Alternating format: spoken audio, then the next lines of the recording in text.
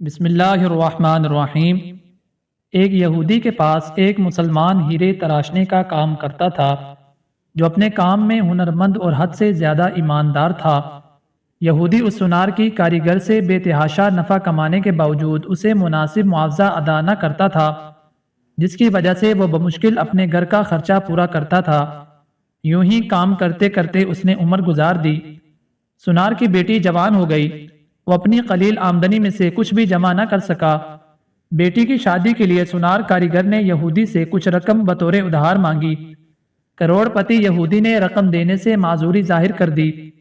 Sonar اپنی قسمت کو برا بلا کہتا ہوا گھر لوٹ آیا۔ رقم ادھار نہ ملنے پر بیوی نے سخت ناراضگی اور تانوں کے تیر برسا کر الگ استقبال کیا۔ پریشان حال بیچارہ ساری رات سوچتا رہا، اب کیا ہوگا۔ دوسرے دن وہ دکان پر کام کے لیے نہ گیا۔ بعد میں یہودی سونار کے بلانے پر جب وہ دکان پر پہنچا تو اس کے ہاتھ میں ایک پوٹلی تھی جو اس نے یہودی کے سامنے کھول کر رکھ دی۔ اس میں قیمتی ہیرا دیکھ کر یہودی سوالیہ نگاہوں سے کاریگر سونار کی طرف دیکھنے لگا۔ کاریگر بولا، مالک یہ ہمارا خاندانی ہیرا ہے، اسے بیچنے کی اجازت نہیں، آپ اسے گروی رکھ کر مجھے کچھ رقم دے دیں، میں آپ کو رقم لٹا کر اپنا ہیرا واپس لے لوں گا۔ یہودی راضی ہو گیا۔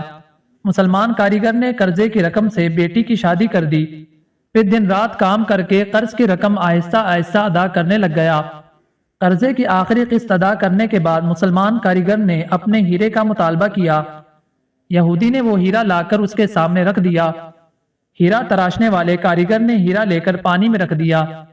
دیکھتے ہی دیکھتے ہیرا گل کر ختم ہو گیا۔ ہیرا تراشنے والے کاریگر نے کہا، مالک یہ مصری کی ڈلی تھی جسے میں نے اپنے فن سے ہیرے کا اس طرح سے روپ دیا تھا کہ آپ جیسا سونار بھی دھوکہ کھا گیا۔ آپ نے میری عاجزی اور درخواست پر قرضہ نہ دیا، جس کی وجہ سے مجھے یوں آپ سے رقم نکلوانی پڑی۔ میں مسلمان ہوں اس لیے باغا نہیں، آپ کی پائی پائی ادا کر کے سرخرو ہو گیا۔ افسوس ہے کہ آپ نے میری قدر نہ کی، اس لیے ملازمت چھوڑ کر جا رہا ہوں۔ کاریگر یہودی کو پریشان چھوڑ کر چل دیا۔ اس کہانی سے ہمیں یہ سبق ملتا ہے کہ ہمیں اپنے متعلقین کا خیال رکھنا چاہیے۔